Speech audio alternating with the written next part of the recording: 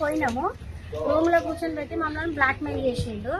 మాకు water cut చేసిండు, current cut చేసిండు. మీకు 2 రోజులలో మీరు పోకపోతే మాత్రం 2 రోజులలో జేసీపీ వచ్చి కూరగొడుతుందని మమ్మల్ని బెదిరించిండు. బెదిరియంగానే మాకు ఎటు తోయక మేము బిర్యానీ కాడికి వెళ్ళినాము. వెళితే మాకు వెంటనే స్పందించిండు. మాట్లాడి మాకు వెంబడే ఇమ్మీడియట్ గా మాకు నీళ్ళ డాక్టర్ అనేది పెట్టిపించిండు.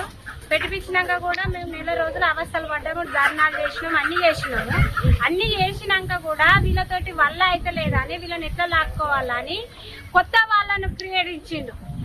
మా కాలిక్లో ఉన్నోళ్ళు అయితే కాదు, మా ఏరియాలో ఉన్నోళ్ళు అయితే వాళ్ళకి కాదు.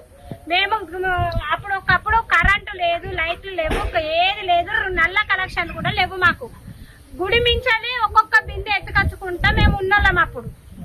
అప్పుడు ఇప్పుడు మీకు అన్ని వచ్చినాక అన్ని సర్వతులు అన్ని కేశారు, మాకు అన్ని ఇచ్చినాక ఇప్పుడు గుడి డెవలపింగ్ అవుతుంది. మీకు మాదిగ కులము పక్కకు ఉండద్దు, గుడికి ఆనుకొని ఉండద్దు అని మమ్మలను తీయడానికి ఎంతవరకు కరెక్ట్ వాళ్ళకి? అసలు ఈ జాగా గుడికి సంబంధమే లేదు. ఒక కోనకాయ ఉన్నది, కొండకు ఒక మూలకు ఉన్నది. గుడి ఎక్కడ ఉన్నది? ముందు ఉన్నది గుడి, నడి షెర్లా ఉన్నది గుడి. గుడికి ఇళ్ళకి ఏమన్నా సంబంధం ఉన్నది? కాలనీకుని గుడికి మేము బండలు కొడితేనే గుడికి అమ్మవారికి దారి ఏర్పాటైంది. పెద్ద పెద్ద కొండలన్నీ అంతెత్తు కొండలన్నీ కొట్టుకుంటా దారి ఎత్తేనే అక్కడ అమ్మవారు ఉన్నదని తెలిసింది. తెలిసినాక మేము దారి చేసిన ఇంటికి వచ్చి నువ్వు మాదిగోళ్ళు ఇక్కడ ఉండద్దు, మాదిగ కులం ఇక్కడ ఉండద్దు అని శేషయ్య గారు ఒత్తిడికి వల్ల, ఇప్పుడు నాయందర్ రెడ్డి వల్ల మమ్మల్ని ఎటు అసలు భయం ఎట్లా పెట్టిస్తాడంటే అట్లా పెట్టిస్తాడు. మేము ఆల్రెడీ సెటోస్కోప్ ఉన్నది మాది, సెటోస్కోప్ చేసుకున్నాము. ఇంకా వేరే వేరే కేసులు కూడా ఆల్రెడీ వేసుకున్నాము. మాకు తోచిన వరకు వేసుకున్నాము.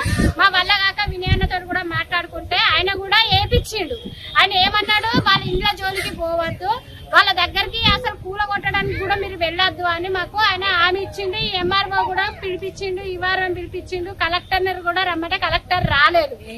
కలెక్టర్ రాక ఇంకా వేరే ఏమైనా కరెంటు డిపార్ట్మెంట్ వీళ్ళందరూ పిలిపించి మాట్లాడిండు వాళ్ళ కాడికి పోవద్దు అని. మా దాంట్లో దొంగలు బయట నుండి వచ్చిన దొంగలు తయారయ్యి మా వాళ్ళని ఒక్కొక్కరిని తీసుకుంటా మా దాంట్లోకి వెళ్ళి ఇద్దరే పోయిండ్రు అన్న. అది ఆ కొంపల్లో వీళ్ళు ఉండరు, కట్టుకొని వదిలేసిపోయిన కొంపల. వాళ్ళకు పెద్ద పెద్ద బిల్డింగులు ఉన్నాయి, వాళ్ళకి ఇండ్లు లేకుండానైతే లేరు. బయట ఇండ్లు అవన్నీ మొత్తం ఒక్కొక్కటి అద్దాల మేడ ఉన్నట్టున్నది. అద్దాల మేడకు నీకు డబుల్ బెడ్రూమ్ అరుకురేనా? అది డబుల్ బెడ్రూమ్ ఎవరికి ఇవ్వాలి?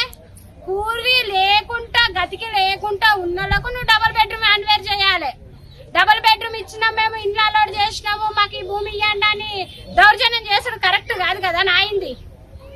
ఇప్పుడు ఏం జరుగుతుందమ్మా? ఇప్పుడు అన్ని మేము మమ్మల్ని భయపట్టిస్తాను, కూలగొట్టించి దొంగలను పంపించి మమ్మల్ని హాలిడే ఇప్పుడు వెయ్యాల రేపు హాలిడే టైంలో చూసి మమ్మల్ని మా ఇంటికి దాడికి పంపించిండు నాయందర్ రెడ్డి. పేరు? నా పేరు సునీత.